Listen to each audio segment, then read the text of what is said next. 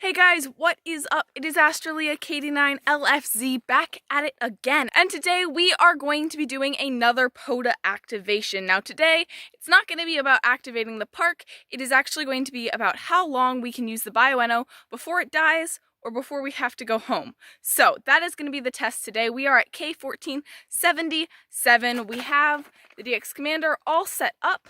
We have the car all set up. It is currently about 51 degrees today, which is actually extremely warm. As you can see, everything is slush and or mud, so we got a bit of a crash course driving lesson in that. Without the crashing, I should be clear. We did not crash the car, but we did learn how to drive in the mud and the slush, which was definitely very interesting as an experience. Also, real quick, before we started, I wanted to show you what this side of the car looks like, because you're always seeing it from the inside looking out, and it's never warm enough that we can actually pop the hood in the back. But this is the setup with Becca for scale. Wow, Becca's just like, I'm so chill, you have no clue. But yeah, we store everything that we need to keep right in the back of the footwell here where our feet don't reach. And then we just have the radio and the battery up here, and then the coax, of course, goes out the back of the car and to where we have the antenna. So a little bit of a behind the scenes insider treat. Also, Becca didn't close her door. Whoops. Don't worry, I'll get that for you. Oh, and if you comment down below if you have ever used a similar keep back hatch open technique. Those actually don't work, so I just have a piece of barnwood very securely wedged in there. I just gave myself a heart attack. Okay, that's gonna be the end of this segment. I'm not scared of it. If you fall through, if you fall through the ice, it doesn't look like I'm anywhere close to falling through. Do you hear cracking sounds? I don't like you. Get off the ice. I can get off the ice. Make me.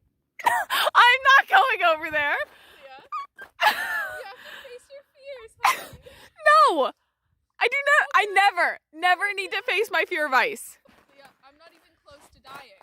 Okay, well, I'm gonna go set up an antenna and do actually safe things. Yeah. I'm gonna go be safe and a good child. Go onto this ice. No, yeah. Oh,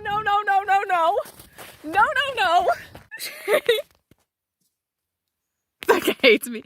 Becca hates me. Okay, so we got the radio. We got the microphone. You have the battery. That's what we're going to be testing today.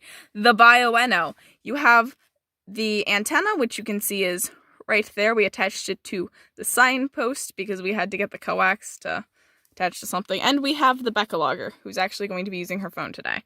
Yeah. And for context, this is the Bioenno battery, 12 volt, 15 amp hour, 180 watt hours.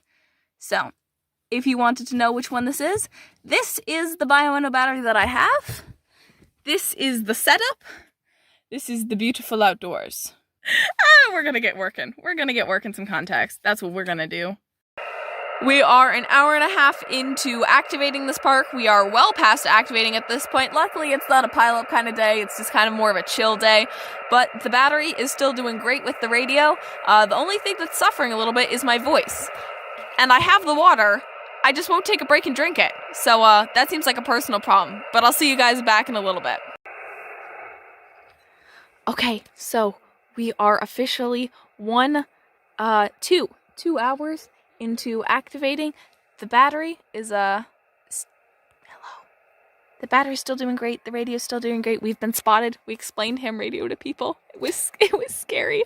They're still there. They're going on a hike. I hope they're having a great day, but also like So yes, the radio's still working well. We took a little bit of a snack break, ate some oranges, saw the cute doggo, and now we're gonna get back to covertly operating with ham radio. Yeah, but they recognized it was an antenna. The one dude, his dad apparently did ham radio. He's got some old QSL cards. The other person heard about like ham radio emergency workers. So I mean, we have a good positive impact on the worldwide community. We are 3 hours